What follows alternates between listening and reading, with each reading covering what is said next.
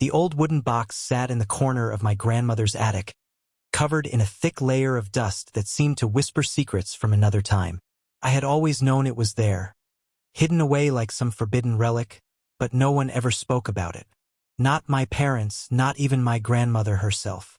It wasn't until after her passing last month that I found myself standing here, staring at it with trembling hands. I don't know what compelled me to climb up into this dusty, forgotten space today. Maybe it was guilt.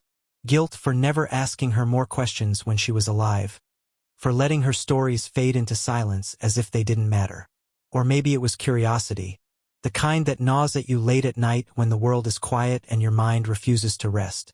Whatever it was, something deep inside told me that whatever lay within that box would change everything I thought I knew about my family.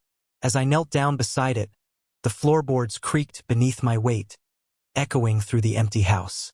The air smelled stale, tinged with the faint aroma of lavender sachets long since dried out. With a deep breath, I brushed off the dust and lifted the lid. Inside, I found an assortment of items: a bundle of yellowed letters tied with a fraying ribbon, a small black and white photograph of a man I didn't recognize, and a leather-bound journal whose pages were brittle with age. My heart raced as I picked up the photograph first. The man in the picture looked strikingly familiar, though I couldn't place him. His eyes held a sadness that felt almost palpable, even through the faded ink. He wore a suit that seemed decades out of style, and behind him stood a grand house surrounded by towering oak trees. Something about the image sent chills down my spine. Who was he? And why did he look so much like me? Setting the photo aside, I reached for the stack of letters. Carefully untying the ribbon, I unfolded the topmost letter and began to read. The handwriting was elegant but shaky, as if written by someone who was both educated and deeply troubled. "Dearest Eleanor," it began, "I write to you now knowing full well that these words may never reach your hands. But I must try, for the sake of our daughter, for the truth that has been buried too long. Eleanor, that was my great-grandmother's name. My grandmother had mentioned her only once or twice in passing, always with a distant look in her eyes. She had died before I was born, leaving behind little more than vague memories and unanswered questions. What truth could possibly have been buried? And how did it connect to the mysterious man in the photograph? I glanced back at the journal, its worn cover practically begging me to open it. For a moment I hesitated. Once I started reading, there would be no turning back. This wasn't just idle curiosity anymore. It was a journey into the unknown, one that might unravel the very fabric of my family's history. But I couldn't stop now. Slowly, I opened the journal and turned to the first page. The date at the top read March 12, 1947. My fingers traced over the faded ink as I began to read. They say ignorance is bliss, but I fear I can no longer afford such luxury. Tonight, I sit alone in this room, haunted by the choices I've made and the secrets I've kept. If anyone ever finds this journal, let them know that what follows is not fiction. It is truth, raw and unfiltered. A truth that cost me dearly. The words gripped me like a vice. Whoever wrote this clearly believed their story needed to be told, no matter the consequences. As I continued reading, the entries painted a picture of a life steeped in turmoil. There were mentions of a forbidden love affair, accusations of betrayal, and whispers of a scandal that tore apart an entire community. One passage particularly caught my attention. "She doesn't understand, not fully. How could she? To her, I am simply a father, flawed yet loving. But the reality is far darker. Every smile I give her feels like a lie, every embrace tainted by the knowledge of what I've done. Someday, perhaps, she will learn the truth. Until then, I can only hope she forgives me." Who was this person? Was it the man in the photograph? And who was the she he referred to? My mind raced with possibilities, each more unsettling than the last. Suddenly, a loud creak echoed through the attic, startling me out of my thoughts. I froze, listening intently. The sound came again, this time closer, sharper. Footsteps. Someone was in the house. Panic surged through me. I hadn't told anyone I was coming here today. In fact, I'd specifically avoided mentioning it, fearing judgment or interference. Who could possibly be downstairs? Had someone followed me? Or worse, had they been waiting for me? Clutching the journal tightly to my chest, I crept toward the attic door. The steps grew louder, deliberate, as if whoever it was knew exactly where to find me. My pulse pounded in my ears as I peered cautiously through the crack in the doorway. And then I saw him. A figure stood at the foot of the staircase, partially obscured by shadows. From what I could make out, he was tall, with broad shoulders and an unmistakable resemblance to the man in the photograph. My breath hitched. Could it really be him? No, that was impossible. He couldn't still be alive. Could he? Before I could process any further, the figure called out, his voice low and steady. I wouldn't go digging where you don't belong. The voice sent a jolt of fear through my body, rooting me to the spot. My grip on the journal tightened as I stared at the figure below. He didn't move, just stood there in the shadows, his presence both menacing and oddly familiar. His words hung heavy in the air. I wouldn't go digging where you don't belong. But how did he know what I was doing? And why did he sound like he was warning me instead of threatening me? Summoning every ounce of courage I had, I forced myself to speak. Who are you? My voice cracked slightly, betraying my nerves. What do you want? For a moment there was silence. Then, with deliberate slowness, the man stepped forward into the dim light filtering through the dusty windows. His face came into view, and my stomach dropped. It was him, the man from the photograph. Or at least someone who looked exactly like him. The resemblance was uncanny, down to the sharp jawline and piercing eyes that seemed to hold centuries of sorrow. I'm not here to hurt you, he said, his tone softer now. But you need to understand something. Some secrets are buried for a reason. His words only deepened my confusion and my determination. If it's about my family, I shot back, clutching the journal even tighter. Then I deserve to know. Whatever this is, it's part of me too. He sighed heavily, running a hand over his face as if weighing his options. Finally, he nodded. Fair enough. But before you dive any deeper, let me tell you what I can. You might not like it. With that, he gestured toward the stairs. Come down. We'll talk. Reluctantly, I followed him downstairs, my mind racing with questions. Who was this man? How did he know so much about my family? And why did he look so eerily similar to the man in the photograph? We ended up in the living room, where he took a seat across from me. For a long moment, he simply studied me, his expression unreadable. Then, without preamble, he began to speak. My name is Daniel, he said. Daniel Ashcroft. Your great-grandfather. My jaw nearly hit the floor. That's impossible. My great-grandfather died decades ago. Daniel shook his head slowly. Not entirely true. I disappeared, yes, but death? No. Let me explain. According to Daniel, he hadn't been the man everyone thought he was. Decades earlier, during the height of World War II, he'd made choices that put him at odds with powerful people. Choices that ultimately forced him to leave behind his wife, Eleanor, and their young daughter, my grandmother. It wasn't safe for them, he explained, his voice tinged with regret. I couldn't risk bringing danger to their doorstep, so I faked my death and went into hiding. Over the years, I kept tabs on them from afar, making sure they were okay. But I could never return, not fully. As he spoke, pieces of the puzzle started falling into place. The forbidden love affair mentioned in the journal, the accusations of betrayal. It all pointed to Daniel's secret life. But there was still one glaring question. What kind of trouble had he gotten himself into? Daniel leaned back in his chair, his gaze distant as if reliving memories better left forgotten. It started with a business deal gone wrong, he admitted. Back then, I worked for a company involved in wartime manufacturing.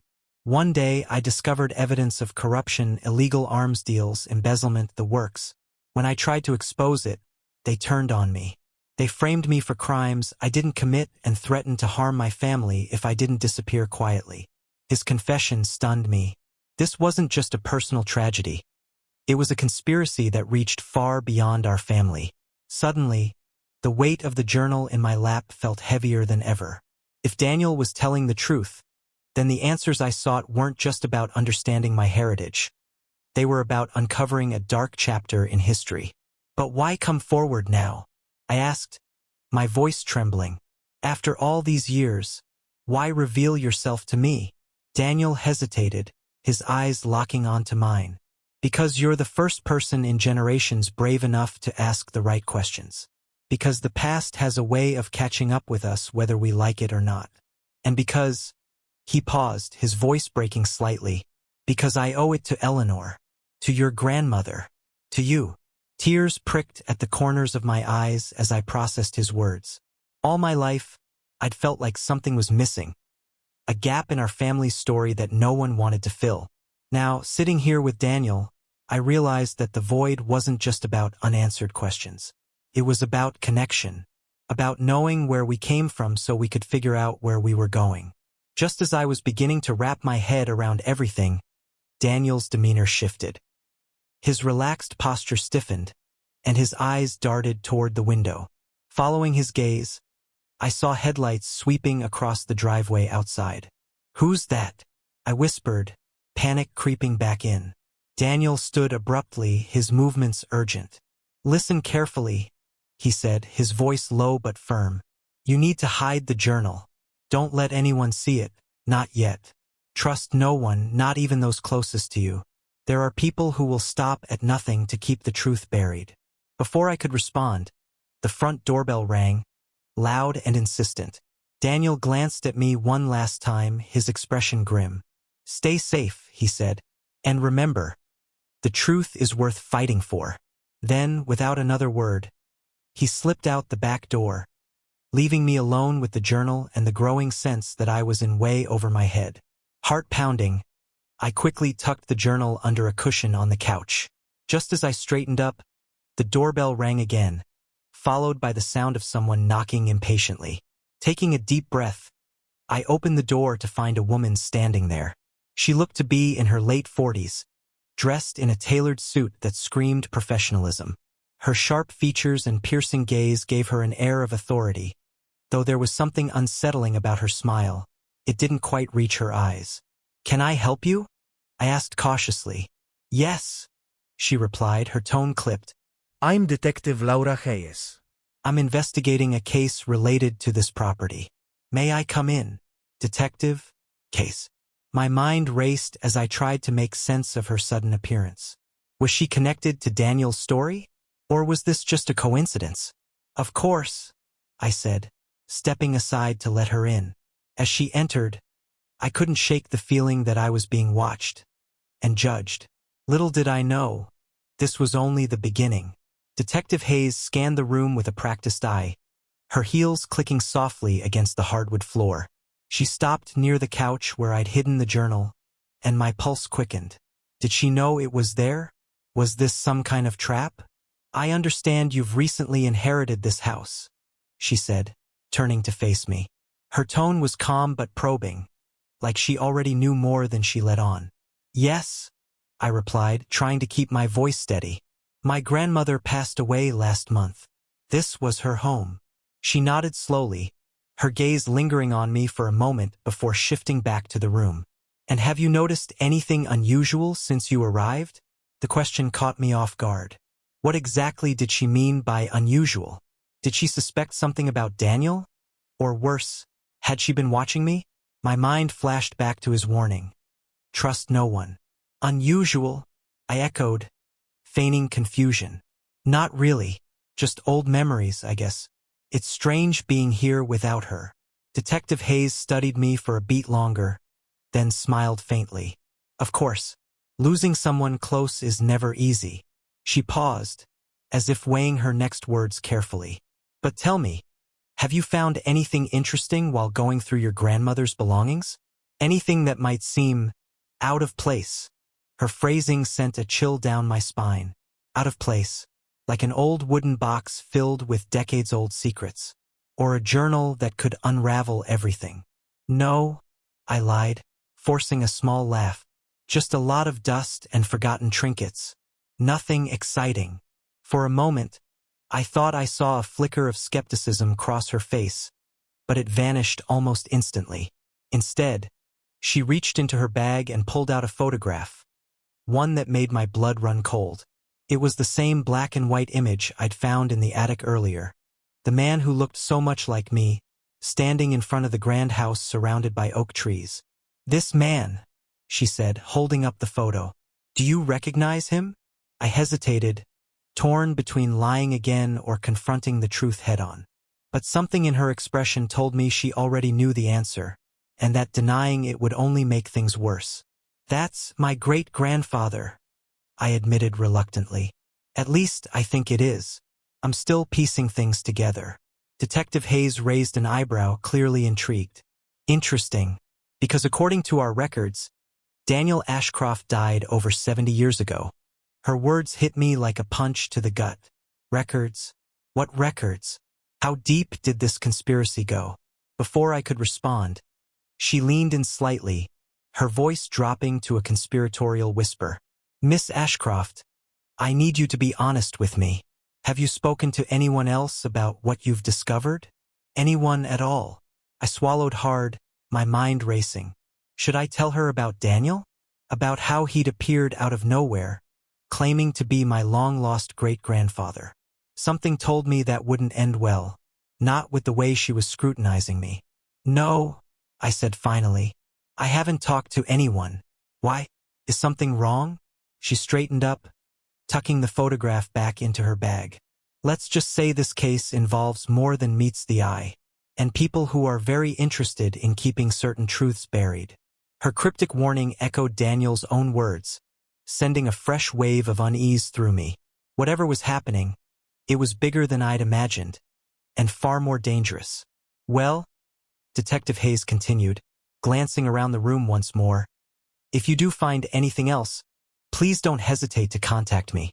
Here's my card." She handed me a sleek business card embossed with the seal of the local police department. But as I took it, I noticed something odd. Beneath the official logo, there was a tiny insignia etched into the corner, a symbol I didn't recognize. "I'll keep that in mind," I murmured, slipping the card into my pocket. As she turned to leave, I couldn't shake the feeling that she wasn't entirely convinced by my act. Once the door clicked shut behind her, I exhaled sharply, my hands trembling. Whatever game she was playing, I was now officially part of it. That night, sleep eluded me. Every creak of the old house sounded like footsteps. Every shadow seemed to move with purpose. Finally, unable to bear the tension any longer, I retrieved the journal from its hiding spot and began reading again. If Detective Hayes thought she could scare me into silence, she was dead wrong. The entries grew darker as I flipped through the pages. Daniel wrote about shadowy figures following him, anonymous threats left on his doorstep, and a growing sense that his family was being watched even after he disappeared. One passage stood out in particular. "They're closer than I realized. Whoever they are, they won't stop until they destroy everyone I love. Eleanor doesn't believe me when I warn her, but she will. Soon enough, the danger will come knocking at her door too." A shiver ran down my spine. Had the danger returned? Was that why Detective Hayes was here, to finish what they'd started all those years ago? Suddenly, a soft knock at the window startled me. Whipping around, I froze as I saw a figure silhouetted against the glass. For a split second, I thought it was Daniel, but as the person stepped into the moonlight, I realized it wasn't him. It was a woman, her face pale and drawn, her eyes wide with urgency. She motioned for me to open the window. Against every instinct screaming at me to stay put, I crossed the room and unlatched the window. The cool night air rushed in as she climbed inside, her movements swift and deliberate. "You're in grave danger," she whispered, her voice barely audible. "They know you have the journal." "Who are you?" I demanded, clutching the book tightly to my chest. "How do you know about this?" "My name is Clara," she said, glancing nervously toward the door, "and I'm here to help you uncover the rest of the truth. But we don't have much time." Clara's arrival marked the beginning of a journey deeper into the shadows of my family's past. A journey fraught with peril, betrayal, and revelations that would change everything I thought I knew about myself.